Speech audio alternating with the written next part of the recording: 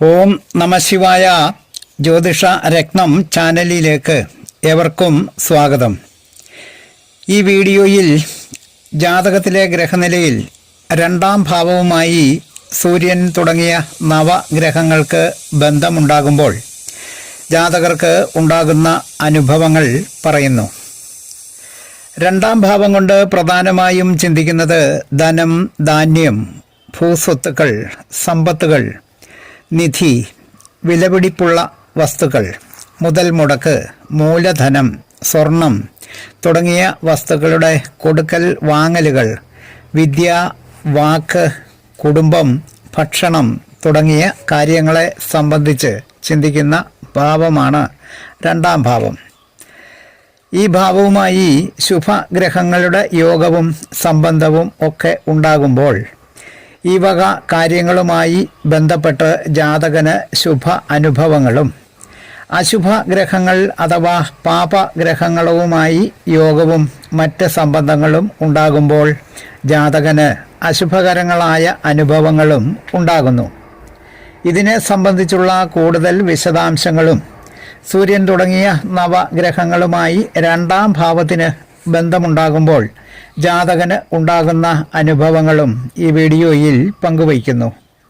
ജ്യോതിഷ വിഷയങ്ങളോട് താല്പര്യവും വിശ്വാസവും ഉള്ള ഏതൊരാളെയും ഈ വീഡിയോയിലേക്ക് സഹർഷം സ്വാഗതം ചെയ്യുന്നു, ക്ഷണിക്കുന്നു.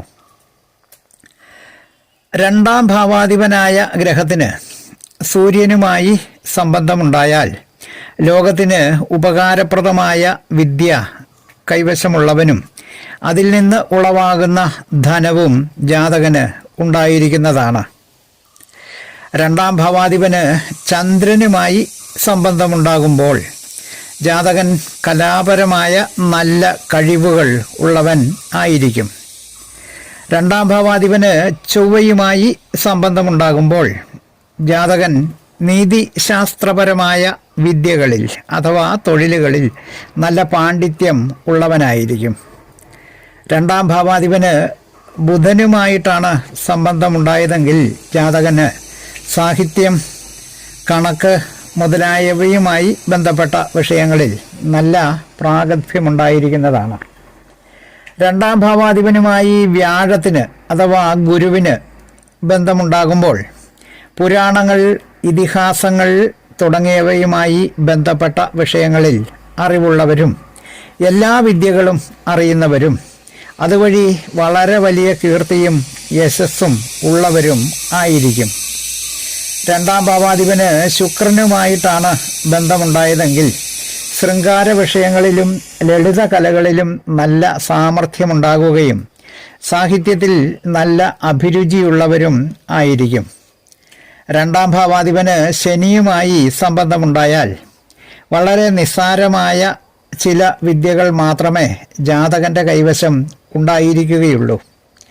രണ്ടാം ഭാവാധിപന് രാഹുവുമായി സംബന്ധമുണ്ടായാൽ സംസാരിക്കുമ്പോൾ കൊഞ്ഞയോടുകൂടി സംസാരിക്കുകയോ മറ്റു തരത്തിൽ വികൃതമായി സംസാരിക്കുകയോ പല വിദ്യകളും അറിയാൻ ആഗ്രഹമുള്ളവനും ആയിരിക്കും.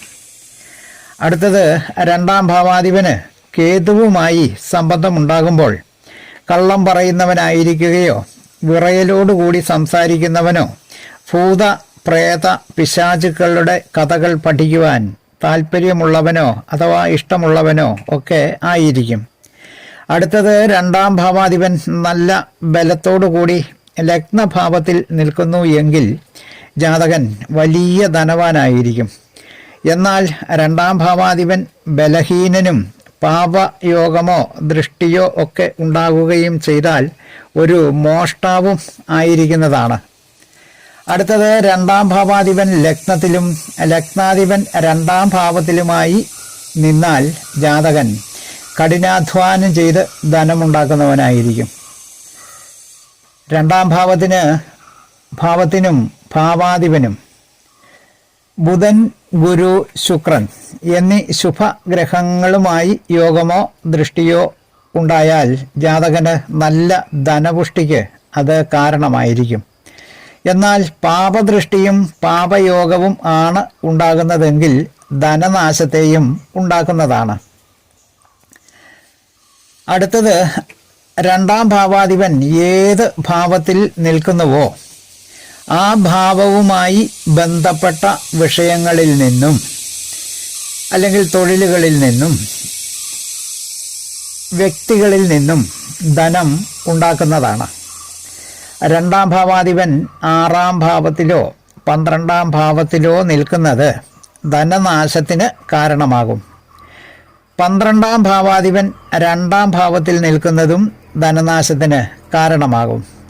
12-ാം ഭാവാധിപൻ 11-ാം ഭാവത്തിൽ നിൽക്കുന്നതും ധനനാശത്തിന് കാരണമാകും. 2-ാം ഭാവത്തിന് മൗഢ്യം, ഭാവാധിപന് നീചം എന്നീ അവസ്ഥകൾ വന്നു ചേർന്നാൽ ജാതകൻ എന്നും ഒരു കടക്കാരൻ ആയിരിക്കുന്നതാണ്. ഇങ്ങനെ 2-ാം ഭാവവുമായി ബന്ധപ്പെട്ട പ്രധാനപ്പെട്ട രഹസ്യങ്ങൾ പറഞ്ഞ ഈ വീഡിയോ ശ്രദ്ധിച്ച എല്ലാവർക്കും നന്ദി, നമസ്കാരം. തലക്കുറി, ജാതകം, പൊരുത്തം, മുഹൂർത്തം, പ്രശ്നം തുടങ്ങിയ ജ്യോതിഷ സംബന്ധമായ എല്ലാവിധ സേവനങ്ങൾക്കും 9605232894 എന്ന ഫോൺ നമ്പറിലോ വാട്സപ്പിലോ ബന്ധപ്പെടാവുന്നതാണ്. സ്നേഹപൂർവം, മോഹനൻ ജ്യോത്സ്യർ, ജ്യോതിഷ ആചാര്യ. ഓം നമഃ ശിവായ.